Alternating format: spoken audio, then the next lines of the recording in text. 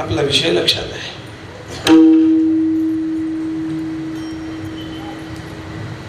अकारण बुद्धिभेद करणाऱ्यांना उत्तर देण्याकरता त्या विषयाकडे आणि त्या विचाराकडे आपण बघितलं पाहिजे. किती जण धर्मशास्त्रानं सांगितलेल्या बारीक बारीक गोष्टी आहेत पण जाणण्याची इच्छाच नाही. म्हणून ते सांगण्याकरता धर्माचं वास्तवादर्श स्वरूप जे आहे ते प्रकट करण्याकरता हे महात्म्य अवताराला येतात. महाराजांचे शब्द आहेत. विभूती हा शब्द महाराजांनी वापरला आहे. मला वेळ कमी आहे म्हणून मी जास्त विषयाकडे जात नाही, पण साधे शब्द ज्ञानोबरायांचे. जेथ जेथ संपत्ती आणि दया दोन्ही वसती आली एके ठाया तेथे जाण धनंजया विभूती माझी. दैवी संपत्ती आणि भूतमात्रांविषयीची विशेष दया ज्यांच्या अंतर. दैवी संपत्तीचे 26 गुण, यापैकी कुठलाही एका गुणाचा उत्कर्ष झाला की बाकीचे 25 आपोआप पाठीमागे येतात. आणि त्याबरोबर भूतमात्रांविषयी विशेष दया. साधूचा विशेष आहे, विभूतिमत्वाचा विशेष आहे. सर्व भूती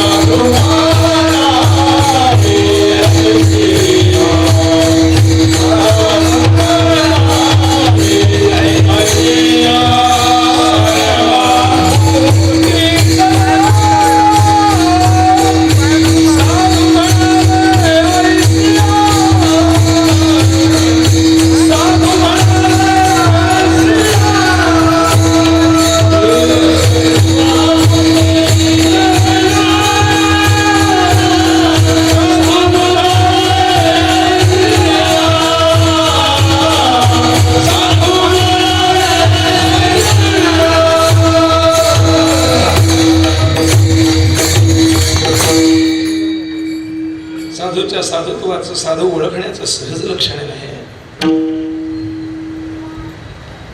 म्हणून हे विभूतिमत्व सांग. जिथं जिथं हा दया गुण दिसेल यावत भूतमात्रांविषयी. लोण्याची सुद्धा उपमा त्या ठिकाणी कमी पडते महात्म्यांच्या अंतःकरणाला. आज लागली तर लोणी वितळत महाराज. दुसऱ्याचं दुःख पाहिलं तर यांचं अंतःकरण वितळत. डोळ्यात यांच्या आशय येतात. साधूच अंतःकरण दिसत.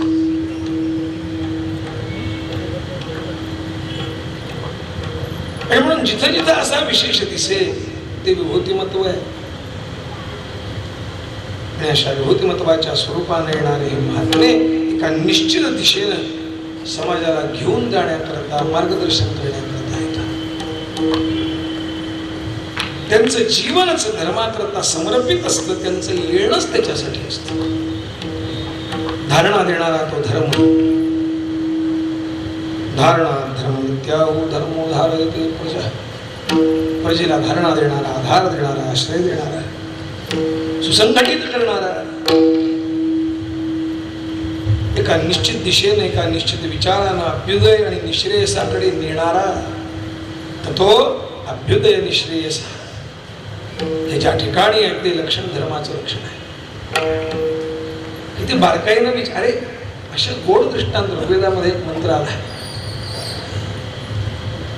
हिंकणवंती वसुपत्नी वसुना मत्समिच्छन्ति मागतः तो श्लोक आहे. ती पंक्ती आहे. गाय वासराच्या ओढीनं, गोठ्यात वासरू हंबरत आहे, त्याच्या ओढीनं धावत येते, हमरत येते आणि येते त्यावेळेस तिच्या आचळातलं दूध आपोआप स्तरवत असतं. तसं वासराच्या म्हणजेच समाजाचा हा जो घटक आहे, यावत जीवमात्र आहे, त्याच्या कल्याणाच्या, त्याला तृप्त करण्याच्या ओढीनं जो धावत येतो त्या गायीसारखा तो तत्वविचार, तो लक्षण विचार म्हणजे धर्म आहे. कशा करता सांगितलं? अरे साधूंच्या अंतःकरणात त्याचं स्वरूपच ते आहे, धर्म लक्षणच ते आहे. जिथं जिथं उणीव जाणवेल तिथं तिथं स्वतः उभं राहून ती उणीव पूर्ण करण्याचं, ती उणीव पूर्णपणानं टाळण्याचं कार्य हे महात्मे करतात. म्हणून नाथ महाराजाचे सांगतात ना ते अंगान आहे.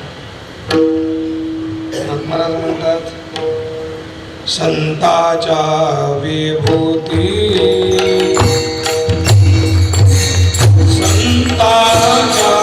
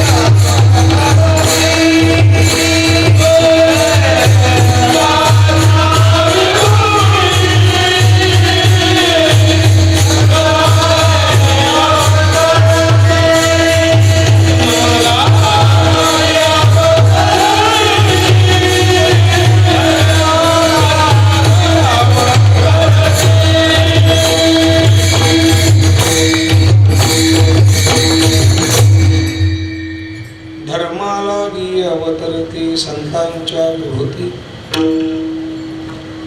त्यांचं प्राकट्य त्यांचं येण धर्माकरता आहे.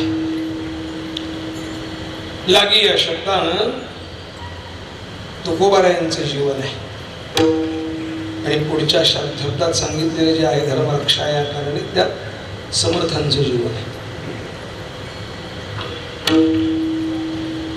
मला जो विषय मांडायचा त्या अनुषंगाने मी पुढे जातो. धर्मालागी आणि धर्मरक्षा या कारणे दोन वेगवेगळी कृत्य आहेत, दोन वेगवेगळ्या जबाबदाऱ्या आहेत. जसं भगवान श्री रामरायाचं चरित्र वैयक्तिक आचरणाकरता सर्वोत्तम, तसं कृष्णचंद्र परमात्म्याचं चरित्र हे सामाजिक भान ठेवून व्यवहारामध्ये कसं वागावं, हे त्याचं आचरण कसं ठेवावं याकरता सर्वोत्तम. मनुष्याचं वैयक्तिक जीवन मर्यादेत मर्यादा पुरुषोत्तमासारखंच असावं आणि सामाजिक भान ठेवून समाजामध्ये वावरत असताना कुठेही कुणामध्येही कोणत्याही प्रकारची भेदाची जाणीव कुणाला होणार नाही अशा पद्धतीने सहज वागावं. आपण नेहमी काल्याचा प्रसंग ऐकतो, भगवान काला करतात याचा अर्थ एकत्र बसून सगळे एकत्र मिळून जेवत नाही. बैसू एके ठाई जेवू एके ठाई, एकत्र शब्द नाहीत. भगवान गोपाळा बरोबर खाना खात नाहीत, कळलं का? भोजन करतात, प्रसाद घेतात, फरक आहे तिथे.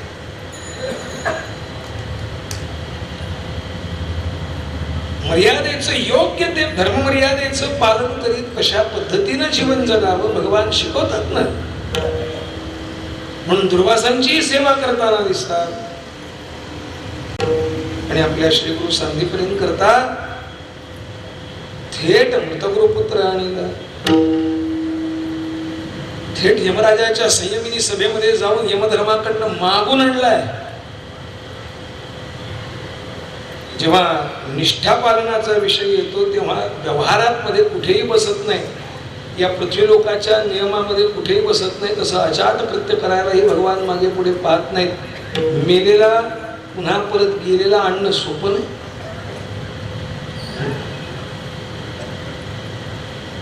पण आणून दिला आणि श्री गुरु मातेची कृपा संपादन केली. सामाजिक भान ठेवत असताना अकर्तुम कर्म करण्याची सुद्धा वेळ आली तर ते करण्याची तेवढी तयारी असली पाहिजे. भगवान श्रीकृष्ण शिकवतात. कर्तुम अकर्तुम अन्यथा कर्तुम सामर्थ्य संपन्न असणारा भगवान परमात्मा, त्याचं विलक्षण लोकदर्शन आपल्याला घडतं, जीवन दिसतं. तेव्हा आपल्याला जाणीव होते बरोबर आहे, व्यवहारामध्ये आपण असंच वागलं पाहिजे. आणि जेव्हा वैयक्तिक धर्मपालनाचा विचार येतो तेव्हा रामराय दिसतात ना. तसं सामाजिक संदर्भामध्ये वावरत असताना तुकोबारायांचं जीवन आणि तुकोबारायांनी सांगितलेला व्यवहार डोळ्यासमोर असला पाहिजे. आणि वैयक्तिक आपला परमार्थ शुद्धतेनं आणि परिपूर्णतेनं जावा असं वाटत असेल, समर्थांनी सांगितलेला विचार अर्थात दासबोधाचं चिंतन आपल्या दैनंदिन चिंतनामध्ये असलं पाहिजे.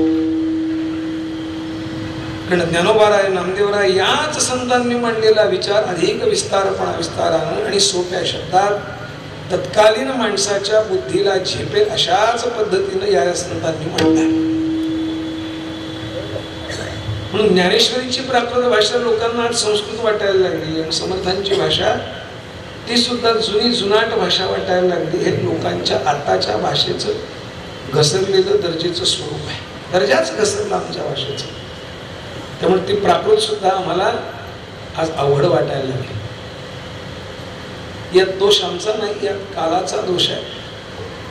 यात दोष आमच्या बुद्धीचा आहे. कारण आम्ही त्या विचाराकडे जाण्याकरता अगोदर प्रवृत्तच नाही होत. आमची प्रवृत्ती पाश्चात्यांच्या अनुकरणाकडे जेवढी आहे तेवढी प्रवृत्ती आमची जी आमच्याकडे पूर्वापर चालत या संबंधाला नाही. आपल्याजवळ जे आहे आपलं जे पुरातन स्वरूप आहे ते अगदी माचूळ स्वरूपाचं, अगदी त्याज्य स्वरूपाचं आहे, गौण आहे असं आम्हाला वाटतं. आणि परकीयाचं वेश, खान, पान, व्यवहार सगळ्याचं आकर्षण वाटायला लागतं. सांस्कृतिक मूल्यांवर आणि सांस्कृतिक अधिष्ठानावर जेव्हा असा मुलाघात होतो ना, कुठाराघात होतो ना, तेव्हा मात्र संत अवताराला येतात. आवश्यकता असते त्यांना येण्याची. सांडोनिया संध्या स्नान ब्राह्मण करती दोमदोम, दमदम करीत हैदोस दुल्ला करीत जर वर्णामाजी श्रेष्ठ असणारेच जर वागायला लागले तर मग काय करायचं. अनेकाच्या घरामध्ये झोळ्या आल्या हिरव्या, त्या काळात परिस्थिती झाली. आणि म्हणून अशा वेळेस समर्थपणानं उभं राहून लोकांसमोर हा विचार मांडण्याकरता समर्थांच्या स्वरूपात पुन्हा अवताराला यावं लागले. यावंच लागतं महाराज. 1-2 अवतार आहेत का देवाचे? विशेषत्वानं असणारे प्रधान अवतार आपण 10-24 मानतो. पण पुराण सांगतात भगवान हजारो रूपानं वेगवेगळ्या स्वरूपानं अवताराला येतो. कलियुगात तर 1600 अधिक अवतार भगवंताचे सांगितले त्या संत स्वरूपात अवताराला येतात. आणि धर्माकरता अवताराला येऊन धर्मरक्षण कसं करावं याचं चिंतन समाजासमोर मांडतात. नाथ महाराज म्हणतात, धर्मरक्षाया कारणे साधू होतात अवतीर्णे. धर्मरक्षण करण्याकरता एकांतात बसून आपली मुलं खेळतात, हातात मोबाईल घेऊन काय काय पाहतात ते तुम्हाला कुठं माहिती आहे. गंभीर असतात, टीव्ही समोर बसले की तासन तास आपण काय खातो आम्ही कसया सांगाते, अशी त्यांची आपल्या मुलांची झालेली अवस्था आपल्याला पाहायला मिळते. तिथं काही ते विश्वाची चिंता करत नसतात, इथं मात्र ही विश्वाची चिंता करतो असं सांगणारे समर्थ असतात. बालपणापासून त्यांच्या विचाराची दिशा आहे, त्यांच्या कार्याचं स्वरूप काही वेगळं सांगण्याची गरज नाही. रक्षा या कारण रक्षण करण्याकरताच भगवान महारुद्रांचाच अवतार म्हणून ज्यांच्याकडे पाहिलं जातं ते समर्थ आहेत.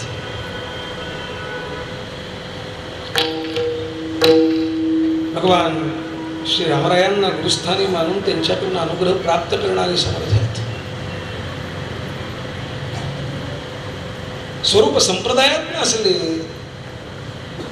म्हणून काही भक्ती लक्षण विशेष काही बदलले नाही. संप्रदाय भेद कुणाच नाही. वैष्णवांमध्ये अनेक प्रकारचे भेद आहेत, आपण ऐकलेत परवा, मला सांगायचे नाहीत. पण वैष्णव लक्षणांमध्ये काही बदल आहेत का? भगवान नारायणाशिवाय, त्याच्या स्वरूपाशिवाय चतुर्व्यूह मानत असतील, वेगवेगळ्या पद्धतीने विचार करत असतील, पण स्वरूप तर तेच आहे ना. ते शरणागतीच आहे ना, तिथं अनन्यता सांगितली ना, अकिंचनता सांगितली ना, म्हणजे तिथं अनन्य शरणागती सांगितली, एक भावानं केलेली, एकविध भावानं केलेलं भक्ती साधन सांगितलं. ठीक आहे, कोणी एकत्वा करता करेल, कोणी दासत्वा करता करेल, फरक काय? भगवत चिंतन आणि भगवत सन्निधी कोणीही नाकारली नाही ना. मग कमीत कमी एका विशिष्ट टप्प्यापर्यंत एकात हात म्हणजे एकमेकांच्या हातात हात घालून पुढे जायला काय हरकत आहे? पण एकमेकांच्या हातात हात घालून समर्थपणानं आपण सगळे उभे राहिलो तरी कुणाची हिंमत होत नाही. महाराज 56 कोटी 18 पद्मे वानर करती भूक काय जेव्हा ऐकायला येतो तेव्हा रावणासारखा समर्थ सुद्धा घाबरतो, फरक पडतो. एक हुंकारात ही ताकद आहे महाराज. आणि तो हुंकार संघटनात्मक कसा निर्माण करता येतो हे संघटन दाखवण्याकरता आणि ते संघटन सुचारू रूपानं सुयोग्य रीतीने करण्याकरता संत अवताराला येत असतात. विचार करा तुम्ही याचा. संतांच्या अवतार कार्याचं प्रयोजन काय आहे? चमत्कार घडवणं नाही. अरे सहजतेनं त्यांच्या जीवनामध्ये ती क्रिया घडली आणि त्यातनं भगवंताने त्यांचा विशेषता वाढवला, भगवंताने त्यांचा लौकिक वाढवला. या महात्म्याने चमत्कार नाही केले. समाजाची आमची दृष्टी आहे, जिथे चमत्कार दिसेल तिथं आम्ही नमस्कार करतो. मी मग सांगितलं ना, चुटकी सरशी आमच्या समस्या जो दूर करेल तो आम्हाला आमचा वाटतो. पण अशी चिमुडभर राग देऊन किंवा आणि जाऊ दे विठ्ठल विठ्ठल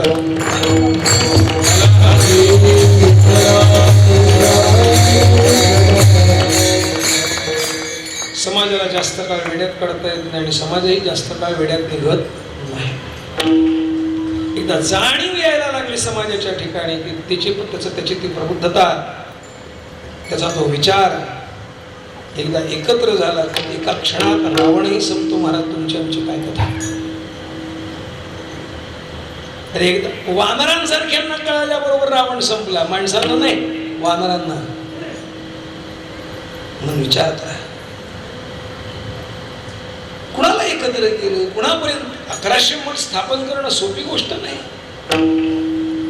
त्यामध्ये सुसूत्रता ठेवणं, योग्य तो अधिकारी असणारा व्यक्ती निवडून नेमून त्याच्याकडनं अपेक्षित दिशा देऊन ते काम करून घेऊन हिंदवी स्वराज्याच्या निर्मिती करता एक निश्चित वातावरण निर्माण करणं एवढं सोपं नाही. आणि ते करण्याकरता एकांतामध्ये जाऊन शिवथलगडीसारख्या ठिकाणी दासबोधाची रचना केली. वेगवेगळ्या निमित्तानं वेगवेगळे समास बाहेर पडत गेले, त्याचं संकलन केलं आणि ग्रंथाचं विषयवार असं सुसूत्रीकरण श्री कल्याण स्वामींच्या माध्यमातून शिवधर्मामध्ये समर्थांनी करून घेतलं. तिथे बसून काही केवळ परमार्थाचा मार्गच नाही सांगितला, नुसतं सोलीव सुखच नाही सांगितलं, नुसतं विमल ब्रह्माचं निरूपणच नाही केलं. ते करत असताना चंद्रराव मोऱ्यांचा विचार करीत जावळीतनं हा काटा कसा बाजूला काढता येईल, हिंदवी स्वराज्याच्या आड येणारा, याचाही विचार केला. आणि तेवढ्याच हे दोन्ही लागतं ना. भगवान श्रीकृष्णांची नीती आहे, जे बोलायचं तसं वागायचं नाही, आणि जे बोलायचं त्याचा आशय अंतःकरणात वेगळाच ठेवायचा, आणि मग एका निश्चित परिणामाच्या दिशेनं सगळ्यांना अंधारात ठेवून प्राप्त व्हायचं. आपल्या शिवथलगडीत राहणारा हा महात्मा आपल्या अस्तित्वाला धोकादायक हे कधी त्या चंद्रराव मोऱ्यांना वाटलं नाही का? कारण लौकिक जीवनामध्ये तेवढंच सात्विक पण टिकवलं. महात्म्याच्या दृष्टीनं कोणी आपला आणि कोणी परका नसतोच, पण जेव्हा देश धर्म आणि समाजाचा विचार येतो त्यावेळेस मात्र कुठल्याही प्रकारची तडजोड करण्याकरता, कॉम्प्रोमाइज करण्याकरता महात्मे तयार होत नाही. मग तिथं मात्र जसा भगवंताचा नियम आहे, भक्ता राखे पायापाशी दुर्जनाशी संहारी, तसा तिथं भगवंताचा नियम आहे ना, तिथंही तसंच करतात. तीक्ष्ण उत्तरे हाते घेऊन बाण, हाती घेऊन बाण, हाती घेऊन बाण,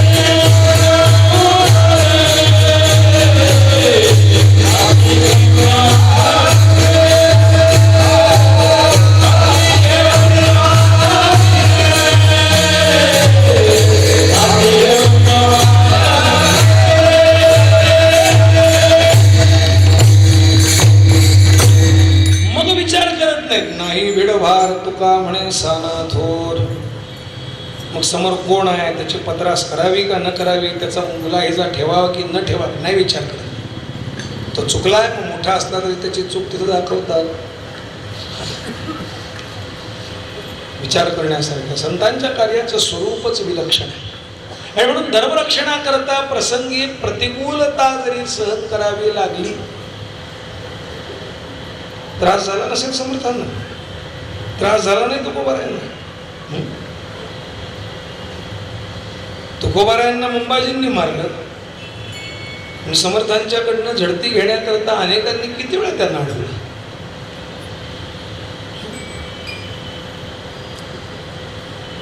शिवकार्याचं स्वरूप वर राहीपर्यंत काय आहालापेष्टा आणि ते करत असताना काय कष्ट सोसले असतील हे त्यांच्या उत्तरार्धात त्यांना झालेल्या व्याधीवरनं लक्षात ठेवा. चारी वेळ चारी ठाव व्यवस्थित जेवून मग विचार करणाऱ्यांना बाकीचे रोग होतात महाराज. पण संग्रहणीसारखा रोग किंवा कदन्न खावं लागतं, कुठंतरी शरीराकडे दुर्लक्ष करून, आहार विहाराकडे दुर्लक्ष करून, केवळ लोक कल्याणाची तळमळ अंतःकरणात ठेवून, कधी डोंगरावरनं, कधी दर्याखोऱ्यातनं, कधी कुठेही फिरणं आणि जागर करणं, हे ज्यांनी आयुष्यात काम केलं त्यांच्या ठिकाणी कुठे कफाची व्यथा, कुठे पाण्यात झालेली बदल. आज सामान्य सगळ्या फिल्टरच्या बाटल्या सोबत असूनही आम्हा महाराज लोकांच्या प्रकृती बिघडतात. तिथं तर जे मिळेल ते पाणी, जो मिळेल तो देश, जो मिळेल तो आहार, आणि एवढं करून भिक्षा मागून ते खायचं आहे.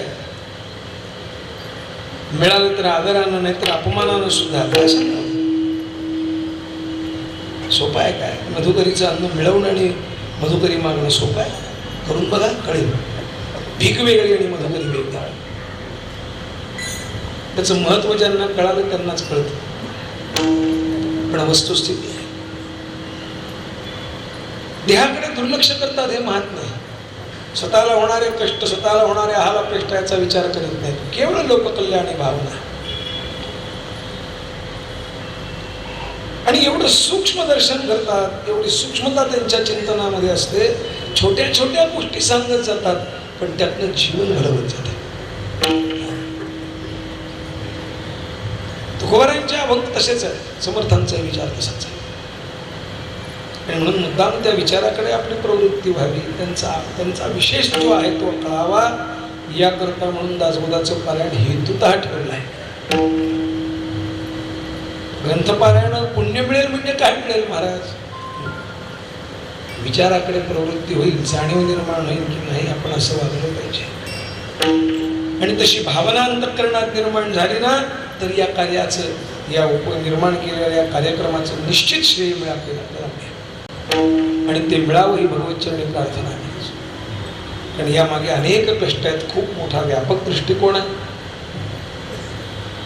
वारकरी संप्रदाय आणि समर्थ संप्रदाय एका नाण्याच्या दोन बाजू आहेत, हे विसरू नका.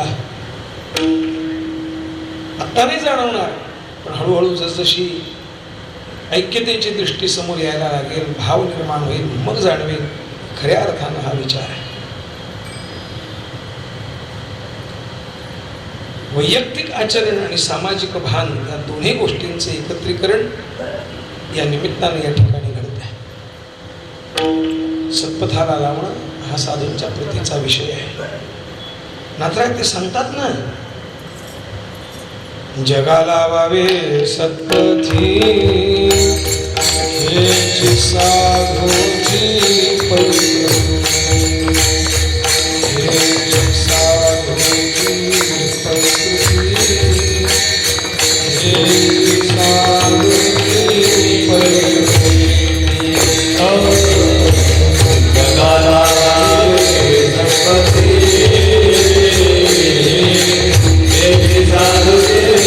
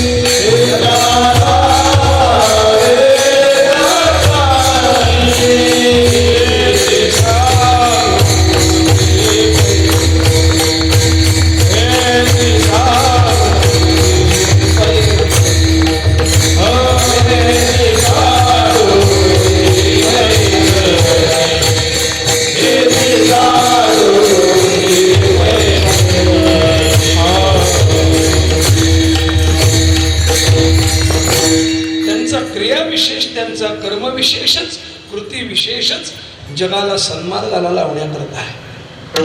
पडते बुडते हे जन नव्हते कवळे डोळा, येतो बळवळा म्हणून यांचा ती जाण आहे. म्हणूनच ज्यासी अपंगिता नाही त्यास धरी जोर धरी, तो साधू ओळखावा देवतेथेची. मला लक्षणं नाही सांगायची महाराज, त्यातनं कुठंतरी अंतःकरणात ती जाणीव त्यांची आहे. म्हणून केवळ लोककल्याण, केवळ समाजाचं कल्याण ही त्यांची भावना आहे. ना लौकिकाची अपेक्षा, ना सन्मानाची अपेक्षा, ना सत्तेची, ना संपत्तीची, कसलीही अपेक्षा समाजाकडनं न ठेवता केवळ भरभरून देणं हे साधूंचं स्वरूप आहे. असे हे महात्मे अजान सिद्ध किंवा साधन सिद्ध महात्मे अवताराला येतात. आपल्या अंतःकरणात असणारी जी स्थिती आहे ती ब्रह्मानंदाची स्थिती कधीही ढळू देत नाही. लाभ हानी, सन्मान अपमान, निंदा स्तुती सर्व क्षणी तेवढेच स्थिर असतात. तुल्य निंदा स्तुतिर्मौनी संतुष्टो येन केनचित अनिकेत स्थिरमतीर भक्तिमान्य प्रियो नरहा. त्यांचं रक्षण भगवान त्या करत असतात. त्यांचं असणारं समाधान, अंतःकरणातलं समाधान बिघडू न देता स्वतः स्थिर न होता स्थिर चित्तानं आणि स्थिर होऊन अस्थिर समाजाला, स्थिर जीवनाला आणि अस्थिर जीवाला स्थिरतेकडे नेण्याचा हे प्रयत्न करतात. आणि हे करण्यातनं सुद्धा जो हृदयातला असणारा आनंद आहे तो अधिकाधिक अनुभवत जातो. नाथराज शेवटच्या चरणात एका जनार्दने साधू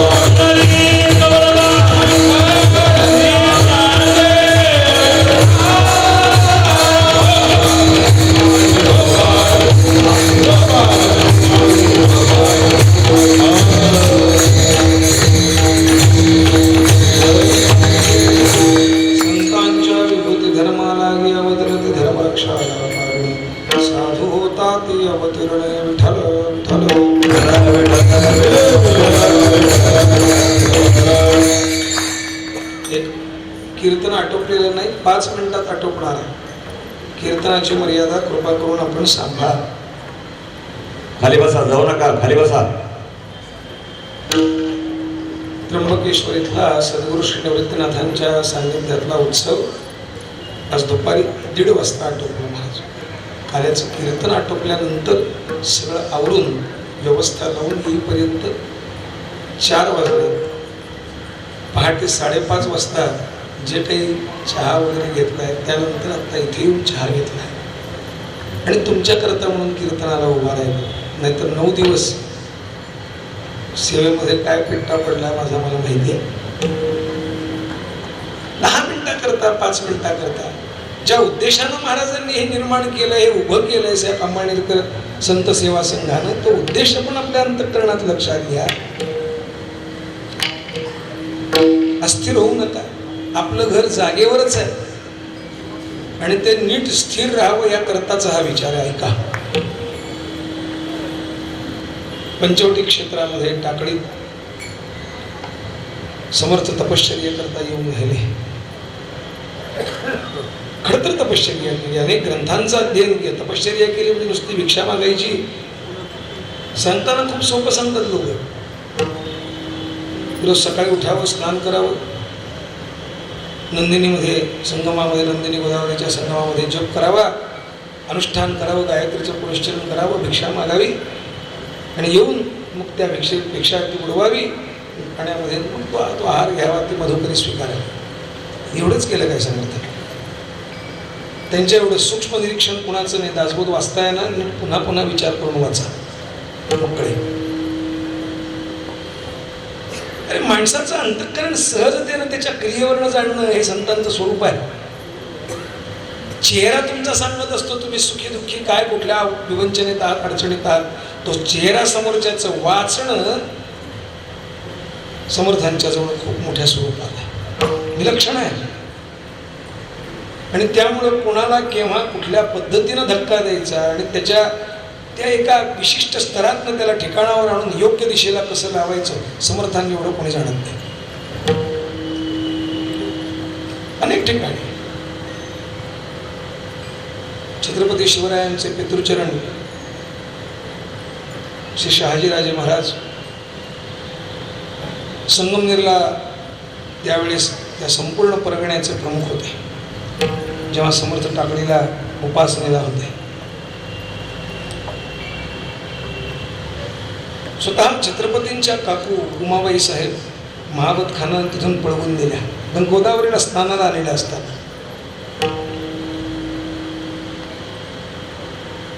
निजाम आणि त्यावेळेस मुघलशाही आणि इकडची असणारी आदिलशाही यांच्या दोघांच्या वादामध्ये असणारी ही क्षेत्र सीमा ठरलेल्या असायच्या. कुणी केव्हा कुणावरही अत्याचार करावेत अशी स्थिती. हे सगळं होत असताना असहाय्यता शहाजीराजे महाराज अनुभवत होते. आणि ही असहाय्यता, ही त्यांची असणारी निष्क्रियता, काहीच करता येत नाही, इच्छा असूनही मार्ग दिसत नाही, अशा वेळेस कोणीतरी सांगायला, ज्याला परामर्श करायला असला पाहिजे, देण्याकरता असलं पाहिजे, स्वतः समर्थ तिथपर्यंत पोहोचण्याचं.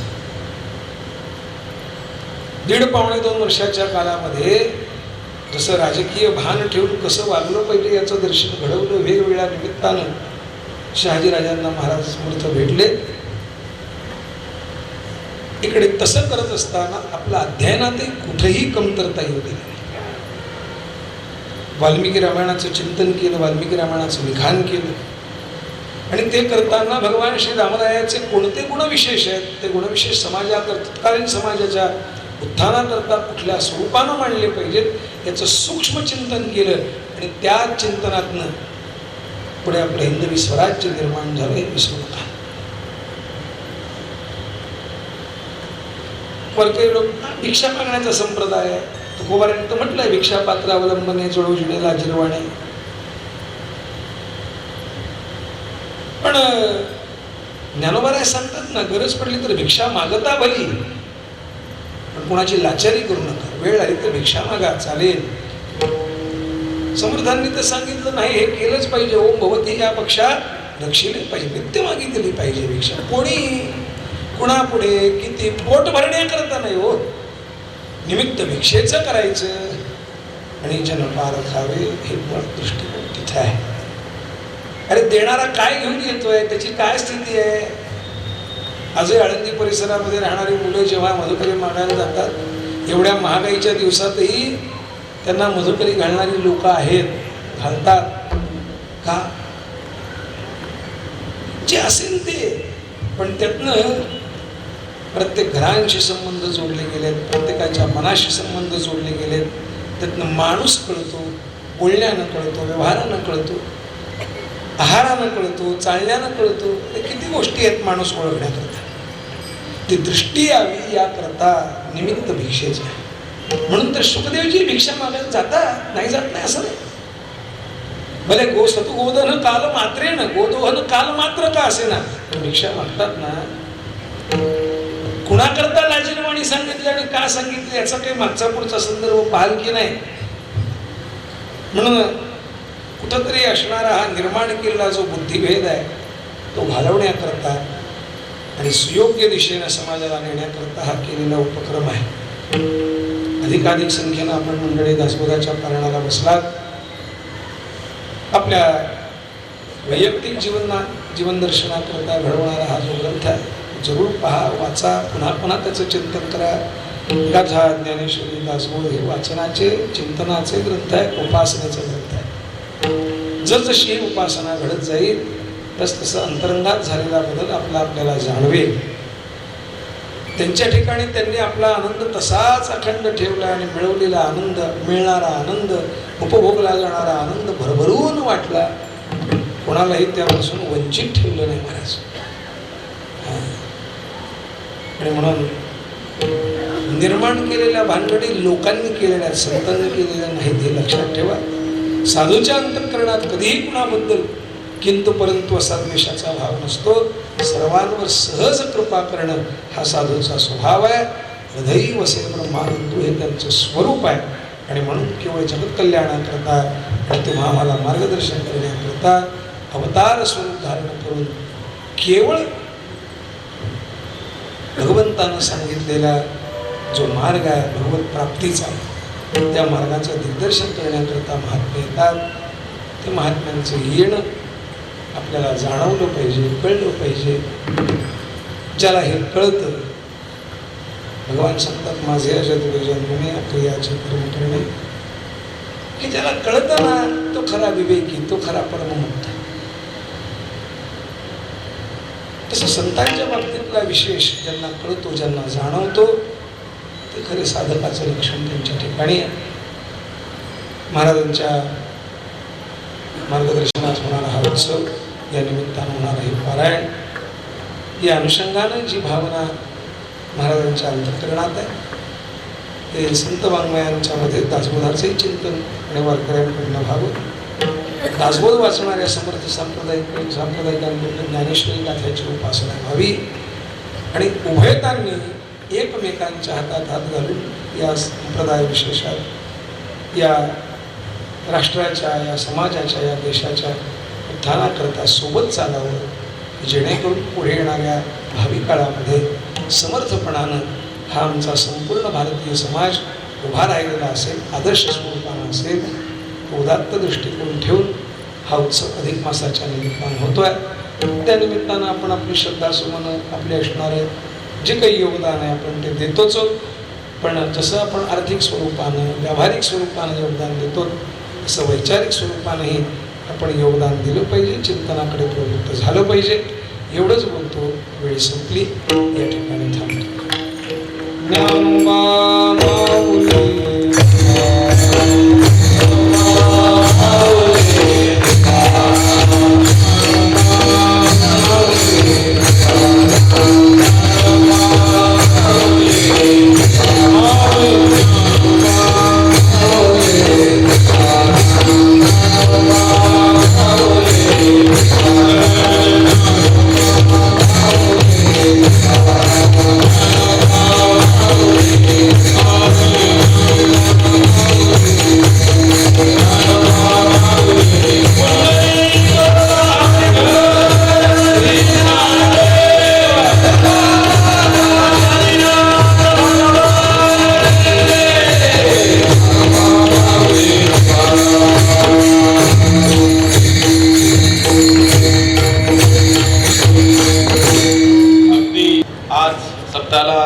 आशीर्वचन देण्यासाठी, भेट देण्यासाठी आदरणीय परमपूज्य हरिभक्तपरायण उदय महाराज गंदे खास श्री क्षेत्र नाशिक या ठिकाणी आलेले आहेत. आज या सप्ताहाच्या वतीने त्यांचा सन्मान करण्यात येत आहे आणि त्यांना आशीर्वादही देतील आदरणीय परमपूज्य प्राप्त स्मरणीय प्रसाद महाराज आंबेडकर महाराज हे महाराजांचा सन्मान करतील. तर हरिभक्तीपरायण अंबरीश महाराज सोनईकर हे सुद्धा या ठिकाणी आलेले आहेत. त्यांचा सुद्धा महाराजांनी सन्मान करावा.